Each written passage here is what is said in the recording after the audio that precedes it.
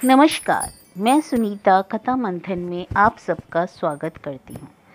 कथा मंथन में आज सुनिए प्रथम प्रतिश्रुति का 18वां अध्याय।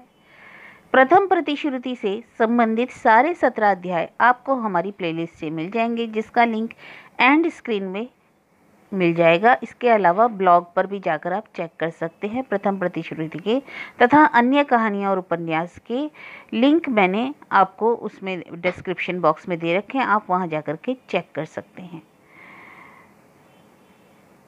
तो वैसे भी आप हमारे होम बटन के पास ही वीडियो के पास ही जो प्लेलिस्ट का बटन होता है उस पर जब आप क्लिक करेंगे तो देखेंगे सारे लेखकों की कहानियाँ लेखक के नाम के अनुसार और उपन्यास दे रखे हैं। आप वहां जाकर के एक बार चेक कर सकते हैं।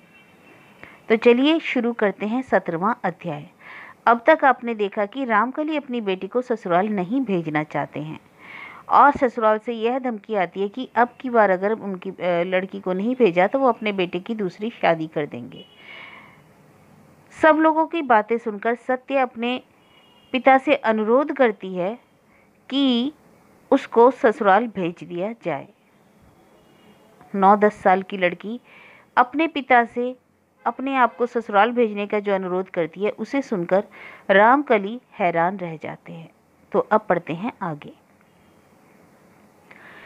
बड़े अंधेरे को पार करके सत्य एक बार ठिठक गई। उसके बाद टप से बोली, सोचना भूल मत जाइएगा। सोचना?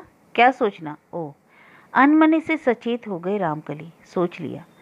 सोच लिया है, भेज ही दूंगा तुम्हें। आप मुझ पर नाराज हो गए बाबूजी? नहीं, नाराज तो नहीं हुआ। फिर लिवा लाइएगा ना। रुलाई अदम्य होठी। यदि वे भेजें? रामकली ने निर्विकार की होकर कहा। भेजेंगे नहीं? पल में रुलाई रोककर दमक उठी सत्य। आप उनका मान रख रहे हैं और वे आपका मान नहीं रखेंगे। पीछे उन लोगों से अनबन हो गई। यही सोचकर कलेजा चौचिर होते हुए भी मैं जाना चाह रही हूँ, वे इस बात को नहीं समझेंगे। रामकली एक बार फिर दंग रह गए। इतने छोटे से दिमाग में इतना डूबकर यह सोचती कैसे है? इसके बाद उन्होंने हताशा का निश्वास छोड़ा। काश समझने की बात सभी समझते। लड़की के ब्याह के समय जमाता का रूप देख लिया जा सकता है, कुल देख लिया जा सकता है, अवस्था देख ली जा सकती है, लेकिन उसके सारे परिवार परिजन की प्रकृति वो तो नहीं देखी जा सकती। रामकली ने बेटी को गौरीदान किया है। लड़का खोजने के समय दीना तारनी ने कहा था, तुम्हारे तो बस एक ही लड़की है, उसे पराए घर क्या देना। कोई सुंदर सा कुलीन लड़का ढूंढ लाओ और घर जमाई रखना। भुवनेश्वरी भी सास की आड़ में राय सुनने के लिए धड़कते दिल से बैठी थी, लेकिन रामकली ने उनकी आशा पर पानी फेर दिया। बोले, घर जमाई? छी छी छी। भय को जिद में बदलकर दीना तारनी ने कहा, क्यों, लोग क्या कहेंगे? लोग क्या ऐसा नहीं करते? लोग तो जाने पता नहीं क्या क्या करते हैं, लेकिन बहू के जो और बाल बच्चा होगा ऐसा लक्षण तो दिखता नहीं। जन्म पत्रों में भी एक ही संतान है, ऐसे में तुम्हारी जमीन जायदाद तो जमाई को ही मिलेगी, शुरू से उसे गड़गड़ कर तैयार करने से। तीखे प्रतिवाद से रामकली ने मां को चुप करा दिया। रासू के रहते, उसके भाइयों के रहते जगह जायदाद जमाई की होगी, यह बात तुमने जबान पर कैसे लाई माँ? छी छी, सत्य अपने बाप के टुकड़ों पर क्यों पलेगी? ऐसा लड़का ढूंढूंगा कि जमाई को ससुर की संपत्ति का लोभ ना हो। और रामकली ने अपनी वह बात रखी थी। ऐसी जगह लड़की की शादी की, उन लोगों को ससुर की संपत्ति पर लोभ करने की जरूरत ही नहीं, उन्हें काफी कुछ है। वह भी बाप का एक ही लड़का है। सुना, बाप थोड़ा कंजूस है, उसका क्या किया जाए? सब कुछ क्या निर्दोष होता है? चांद के टुकड़े सा जमाता, परम कुलीन, इससे ज्यादा और क्या देखा जाता? लेकिन लोभ क्या आदमी जरूरत समझकर करता है? रामकली ने स्वप्न में भी क्या सोचा है कि उनके परम कुलीन समधी जी उनकी संपत्ति पर गिद्ध दृष्टि लगाए बैठे हैं? ऐसा लोभ कि रामकली का मर जाना ही उनके लिए काम्य है।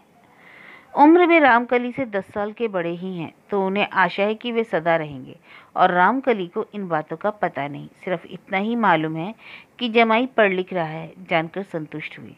मल्लेच विद्या को हे माने, रामकली में ऐसा कुसंस्कार नहीं, सीखे अच्छा है। आजकल तो मल्लेचों का ही तो राज है। लक्ष्मीकांत बनर्जी चल बसे। पुण्यवान पुरुष नियम का शरीर ना भोगे ना भुगाया, होशो आवाज के साथ चल दिए। सवेरे भी जैसे करते थे, स्नान किया, फूल तोड़ा, पूजा की। पूजा पर से उठे तो बड़े लड़के को बुलाकर कहा, आज तुम लोग जरा सवेरे सवेरे खाना पीना कर लो, मेरी तबीयत ठीक नहीं लग रही, लगता है पुकार आ पहुंची। बड़ा लड़का अचकचा कर ताकने लगा, शायद समझ ही नहीं पाया कि उनकी तबीयत खराब होने से इनका खाना पीना कर लेने का कौन सा संबंध है और इस पुकार का ही क्या मतलब।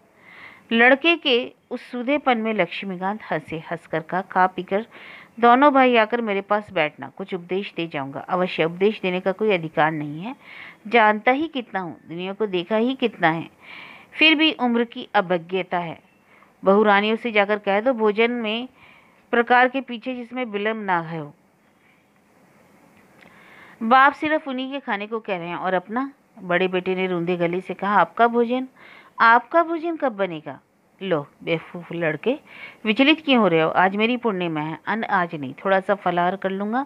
नारायण का प्रसाद से चित्त की देह की शुद्धि होती है। बड़ा लड़का छोटे के पास गया, जाकर टूट पड़ा।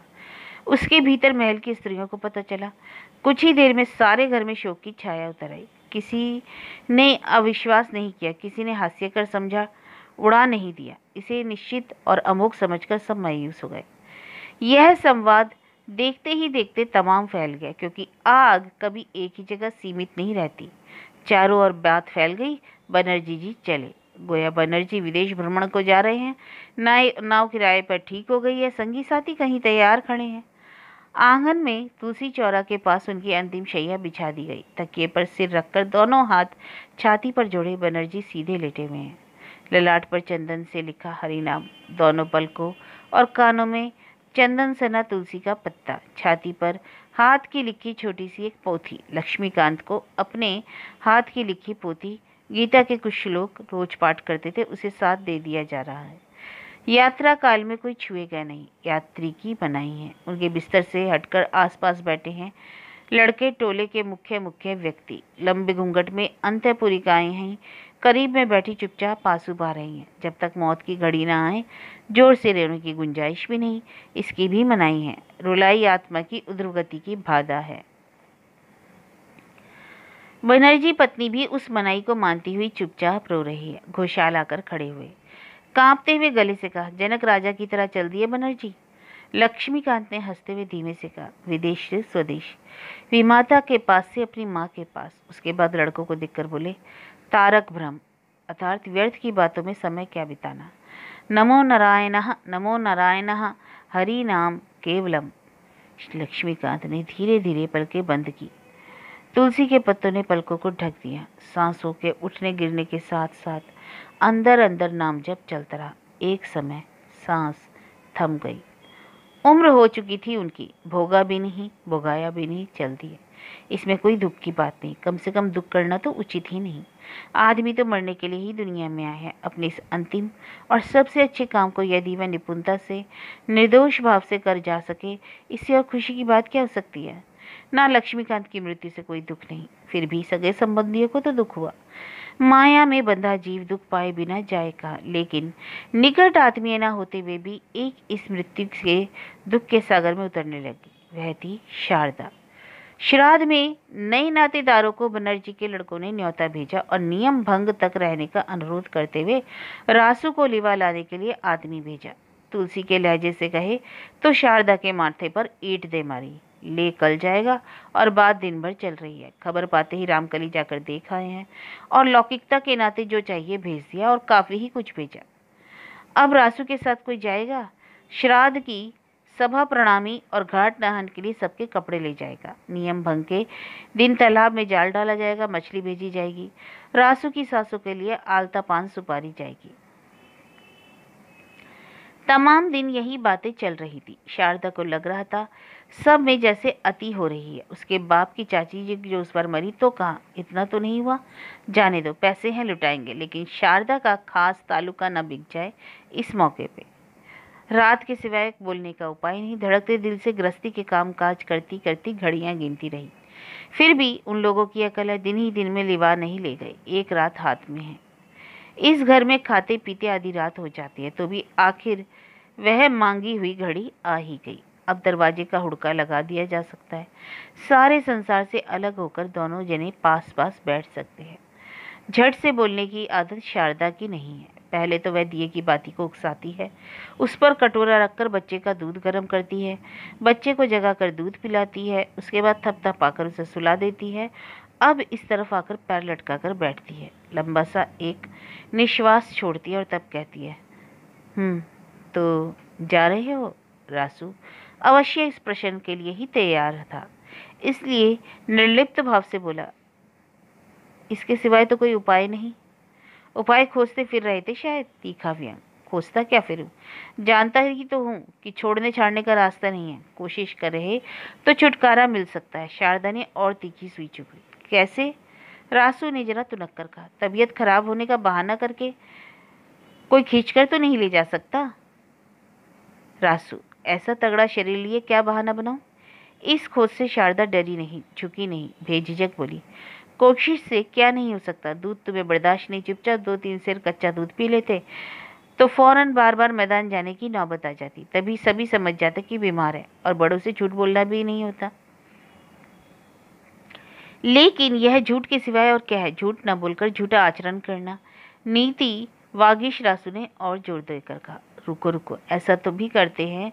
नहीं हजरत, जेठ जी के यहाँ से पासा खेलकर देर से लौटते वक्त सदर दरवाजे से ना आकर पिछवाड़े की राह क्यों आते हो? सुनो जरा, मझले चाचा ने संस्कृत पढ़ने के लिए जो टोल ठीक कर दिया था, महीने में 10 दिन तो वहाँ जाते ही नहीं। यह बात किसी से कहते हो? रोज रोज यहाँ वहाँ का चक्कर नहीं काटा करते हो? चलो, मुझे धर्म का पाठ पढ़ाने मत आओ। मैं किसी को कुछ सिखाने दिखाने नहीं जाता। गुरुजनों का जो आदेश होगा वही मानूंगा। सो तो तुम मानोगे ही।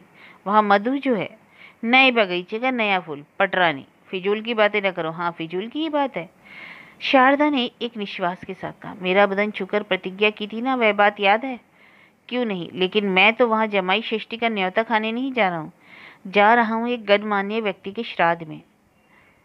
उसके साथ मेरे भी श्राद्ध पिंड की व्यवस्था हो रही है, यह मैं खूब समझ रही हूँ। अब की वे लोग लड़की को भेजने की बात जरूर करेंगे। रासू ने जैसे बिगड़ कर कहा, तुम्हारी जैसी बात। आपसे कोई लड़की भेजने को कहता है? कहता क्यों नहीं? क्षेत्र विशेष में कहता है, सौत पर दी गई लड़की के लिए कहता है। मैं कहता हूँ उसकी उम्र भी होगी ससुराल बसने की, तब तो। तुम तो बस रात दिन रस्सी देखकर सांप के डर से डरती हो। उम्र? शारदा झंकार उठी। लड़कियों की के उम्र होते कै दिन लगते हैं? 10 पार हुआ नहीं की उम्र। मजले चाचा की कड़ाई और डांट डपट भी तो गई। उन्होंने उम्र हुए बिना ही अपनी लड़की को विदा किया ना। गुरुजन के काम को शिकायत न करो, वजह थी इसलिए उन्होंने वैसा किया। शारदा लेकिन रुकने की नहीं, झुकने की नहीं। उसने भी बात पर बात दी। तुम्हारी दूसरी बीवी को ससुराल लाने की भी कोई कारण निकल जाएगा, मगर यह बात गांठ बांध लो, नई बहू यदि आई तो एक दरवाजे से वह अंदर आएगी और दूसरे से मैं घड़ा डोरी लिए निकल पड़ूंगी। यह हथियार अचूक था। अब की रासू काबू हो गया। समझौते के सुर में बोला, अच्छा, इतना बना बनाकर दुख को बुला लाने की जरूरत है? यह तो कहो, दादा ससुर के श्राद्ध में जा रहा हूँ, भोज भात खाकर चलाऊंगा। मैं किसी को लाने के लिए थोड़े ही जा रहा हूँ, यही याद रहे। शारदा ने सहसा रासू का एक हाथ खींचकर बच्चे के माथे से लगाते हुए कहा, इस बात की कसम खाकर जाओ। छी छी, भलियारी तुम्हारी बुद्धि की, बच्चे के माथे पर हाथ। शारदा ने बेखटके कहा, इसमें डरना क्या? मुझे मुन्ने के माथे पर हाथ रखकर कसम खाने को कहो। जीवन में मैं हरगिज पर पुरुष की नजर नहीं उठाकर ताकूंगी। एक कसम 100 बार खा सकती हूँ। खूब कही। वह और बात है, यह एक बात। और क्या, मेरे सिवा संसार की और सभी स्त्रियों को पर स्त्री सोचने कष्ट नहीं? वाह, जिसे अग्नि और नारायण के साक्षी रखकर ग्रहण किया। ओ! शारदा झट उठ खड़ी। दरवाजे का हुड़का खोल दिया, किवाड़ पकड़कर देवी लेकिन एक भयंकर आवाज में बोल उठी, अब तुम्हारे मन की बात जाहिर हुई। इतनी देर तक परेशान न करके पहले ही कह देना था। अच्छा। रासू को भी अब डर हो गया। वह झट से खाट से उतर आया और बोला, आह, तो किवाड़ क्यों खोल रही हो? कहाँ चली?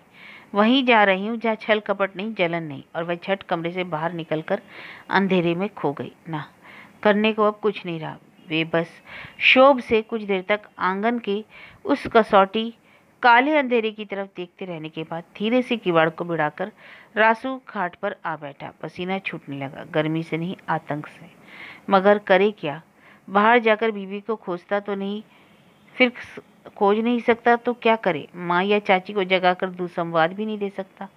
अपने हाथों करने योग्य कुछ रह गया था तो वह था हथेली को मुक्का बनाकर अपना सिर पीटना।